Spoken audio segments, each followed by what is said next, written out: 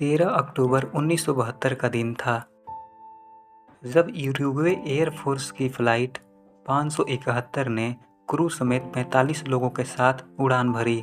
Plane का माहौल काफ़ी हंसमुख और खुशनुमा था, पर उन 45 लोगों को क्या पता था कि आगे चल के उन सब लोगों की ज़िंदगी मौत से बदतर होने वाली है। ये फ़्लाइट मोंटेवीडियो से सैंटियागो चिली जा रही थी, लेकिन उनके रास्ते में एंडीज के बर्फीले पहाड़ उनका शिकार करने के लिए तैयार थे। विमान के सामने क्या था, पायलट के लिए देख पाना एकदम मुश्किल था। तभी फ्लाइट एंडीज के पहाड़ों से गुजर रहा था और प्लेन को एक जोरदार झटका लगा। प्लेन में मौजूद सभी लोग एकदम से घबरा गए। पायलट ने जहाज की स्थिति का गलत अनुमान लगाया और देखते ही देखते प्लेन एंडीज पर्वत की चोटी से टकराकर क्रैश हो गया। इस क्रैश में विमान में सवार 45 लोगों में से सिर्फ 33 लोग ही जिंदा बच पाए। लेकिन इन जिंदा बचे लोगों के लिए आगे का वक्त मौत से भी बदतर होने वाला था। रूह कपा देने वाली ठंड में 33 लोगों के पास कोई गर्म कपड़ा नहीं था। एंडीज पर्वत पर ठंड इतनी ज़्यादा थी कि बर्फ़ के अलावा वहाँ कुछ नहीं था।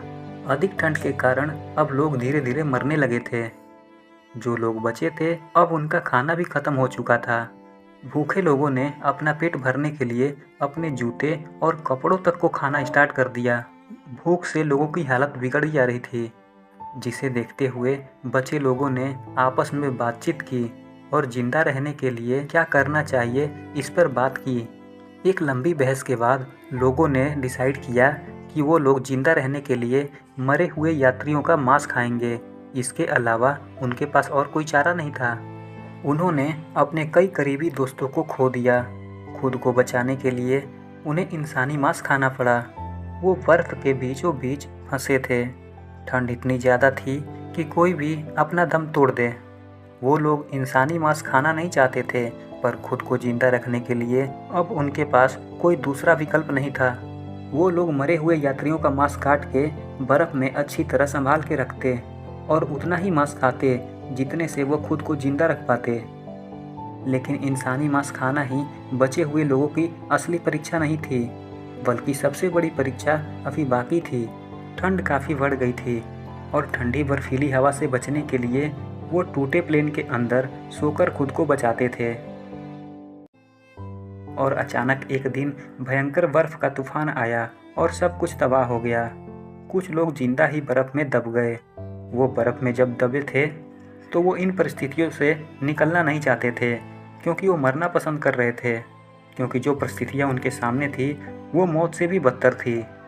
पर कई लोग कैसे भी करके खुद को बर्फ़ से बाहर निकाला, पर बर्फीले तूफान के कारण 8 लोग बर्फ़ में दब के मारे गए। वे लोग अपने दोस्त के मौत का गम भी नहीं मना सकते थे। अगर वो अपने दोस्तों के गम में डिप्रेशन में चले जाते तो इससे उनकी जान को खतरा था। वो उदास नहीं हुए और ना ही रोए, क्योंकि उदास होकर रोकर वो अपनी एनर्जी बर्बाद नहीं करना चाहते थे, क्योंकि उससे उनकी जान भी जा सकती थी। वो 72 दिनों में उनकी सबसे बड़ी लड़ाई पॉजिटिव रहने को लेकर थी, जिस कारण वह जिंदा बच पाए। उनको यकीन था कि एक न एक दिन उन लोगों को रेस्क्यू कर लिया जाएगा। दिन 11वां। अब उनको बर्फ़ के बीचों बीच फंसे हुए 11 दिन हो चुके थे। रेस्क्यू को लेकर बचे लोगों की उम्मीद धुंधली हो गई थी, क्योंकि क्रैश के 11वें दिन उन्होंने रेडियो पर सुना कि खोज और बचाव अभियान को बंद कर दिया गया है। दुनिया ने मान लिया कि क्रैश में कोई नहीं बचा होगा और विमान के मलबे को सुनसान बर्फ़ के पहाड़ में देख पाना असंभव जैसा था। वह हर वक्त अपने चाहने वाले, अपने परिवार वाले के बारे में सोच रहे थे। प्यार ही था जिसने उनको इतने लंबे समय तक जिंदा रखा और उनको बचाए रखा। वहाँ दूर दूर तक न तो कोई ज़मीन थी और न ही कोई पीने वाला पानी। पानी के बिना उनका शरीर अकड़ गया था, क्योंकि बर्फ़ को पानी में बदलना बेहद मुश्किल था।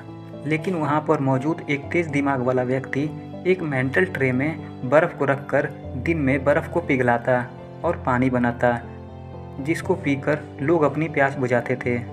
महीनों इंतज़ार करने के बाद भी जब कोई रेस्क्यू के लिए नहीं आया तो बीमार लोग धीरे धीरे मरने लगे और बचे हुए लोग मदद ढूंढने को सोचा। उनके पास पहाड़ चढ़ने के लिए कोई उपकरण नहीं था, लेकिन उन्होंने हार नहीं मानी।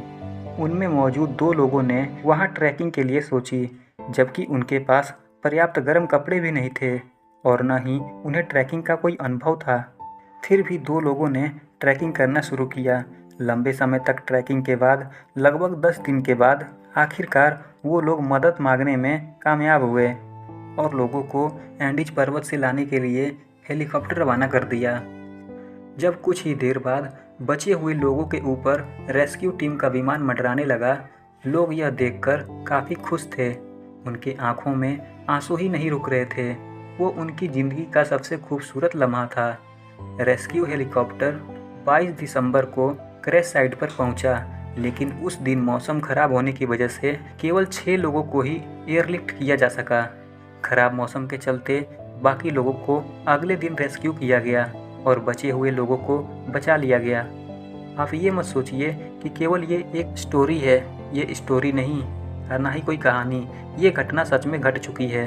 तो ऐसे ही वीडियो देखने के लिए चैनल को सब्सक्राइब करें।